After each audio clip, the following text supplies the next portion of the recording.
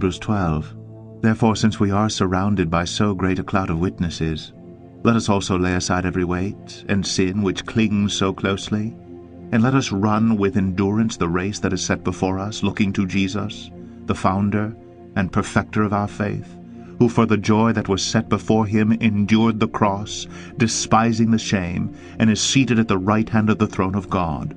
Consider him who endured from sinners such hostility against himself, so that you may not grow weary or faint-hearted. In your struggle against sin, you have not yet resisted to the point of shedding your blood. And have you forgotten the exhortation that addresses you as sons? My son, do not regard lightly the discipline of the Lord, nor be weary when reproved by him. For the Lord disciplines the one he loves, and chastises every son whom he receives. It is for discipline that you have to endure.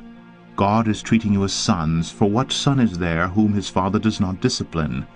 If you are left without discipline, in which all have participated, then you are illegitimate children and not sons. Besides this, we have had earthly fathers who disciplined us, and we respected them. Shall we not much more be subject to the Father of spirits and live? For they disciplined us for a short time, as it seemed best to them.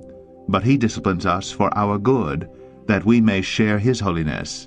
For the moment all discipline seems painful rather than pleasant, but later it yields the peaceful fruit of righteousness to those who have been trained by it. Therefore lift your drooping hands, and strengthen your weak knees, and make straight paths for your feet, so that what is lame may not be put out of joint, but rather be healed. Strive for peace with everyone, and for the holiness without which no one will see the Lord. See to it that no one fails to obtain the grace of God, that no root of bitterness springs up and causes trouble, and by it many become defiled, that no one is sexually immoral or unholy like Esau, who sold his birthright for a single meal. For you know that afterward, when he desired to inherit the blessing, he was rejected, for he found no chance to repent, though he sought it with tears. For you have not come to what may be touched, a blazing fire, and darkness, and gloom, and a tempest, and the sound of a trumpet, and a voice whose words made the hearers beg that no further messages be spoken to them. For they could not endure the order that was given, if even a beast touches the mountain, it shall be stoned. Indeed, so terrifying was the sight that Moses said, I tremble with fear. But you have come to Mount Zion, and to the city of the living God, the heavenly Jerusalem, and to innumerable angels in festal gathering, and to the assembly of the firstborn who are enrolled in heaven, and to God the judge of all, and to the spirits of the righteous made perfect, and to Jesus, the mediator of a new covenant, and to the sprinkled blood that speaks a better word than the blood of Abel.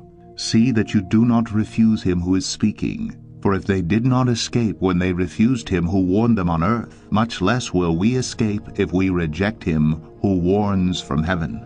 At that time his voice shook the earth, but now he has promised, Yet once more I will shake not only the earth, but also the heavens.